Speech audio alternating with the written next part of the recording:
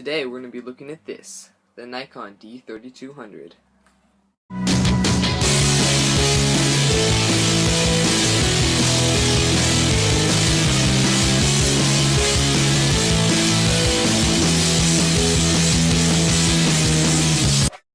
Before I start this review, I'd just like to say, this isn't your super fancy DSLR, this is just a beginner DSLR.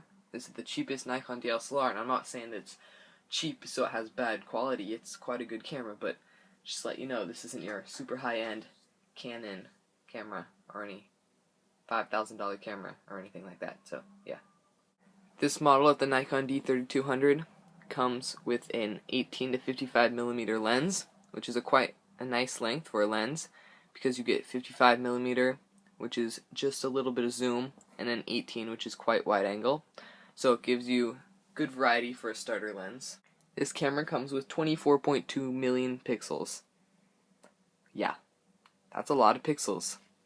And sometimes more pixels mean degraded image, but I don't find that with this camera. Besides having a big megapixel count, this camera has a pretty small viewfinder. It still helps you frame your shots in bright sunlight, but it's definitely on the small end for viewfinders. This camera has a really good range of autofocus, has 11 autofocus points, so you can easily focus on any one point in your shot. The body of this camera only weighs 1 pound, and it has a really nice grip built in, so you can easily hold the camera and it fits really nicely in your hand. I'm just going to show you a few more things, and I'll go show you some example photos and videos. On the lens, we have our zoom 18 to 55. On the side, we have autofocus or manual focus, vibration reduction, which is practically the same thing as image stabilization, and on the side we have our flash button and our FN button, which when rolled with this roller changes the ISO.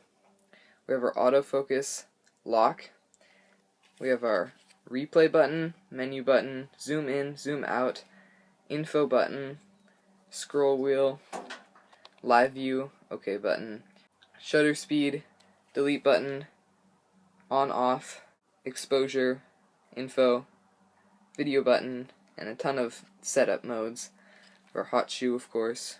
On the left side we have a mic, which is quite nice, and the older beginner DSLR from Nikon, the D3100, did not have it, so now you can actually plug in a mic and have external audio. You have AV out, HDMI, and GPS there. On the right side we have our SD card, and on the bottom we have our 1/4 inch tripod hole, which is what every camera in the entire world has, so that's not a surprise. The screen on this is an improvement from the last D3100. It has a lot more pixels and way better quality. I mostly use this camera for filming, so I like what it has to offer. It shoots 1080p at 30 frames per second or 720 at 60 frames per second. And in the menu, it actually has a whole thing specified for movie settings. So you can just click on that. It has frame rate, and it has 640 by 424. That's kind of a random resolution in my opinion, but it has it.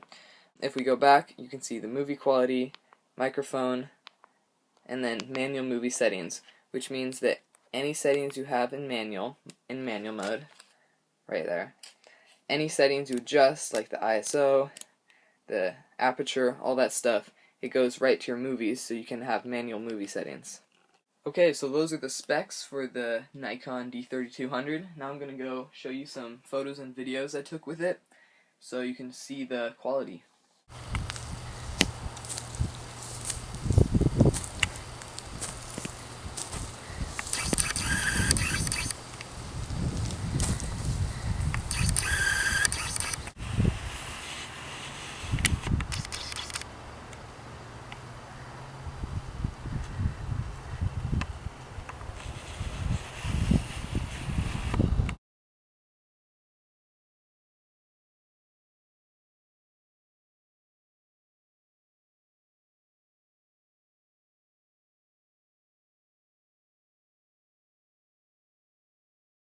Those are just a few photo and video tests for you.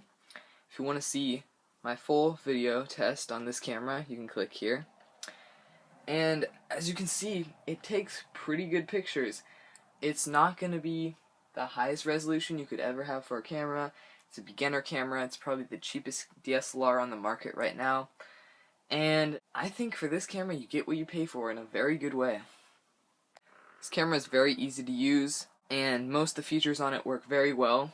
My only complaints would be the small viewfinder and the fact that it's not excellent in low light, but again, I keep saying it's a beginner camera, and if you're just starting in photography, filmmaking, this is the perfect camera for you.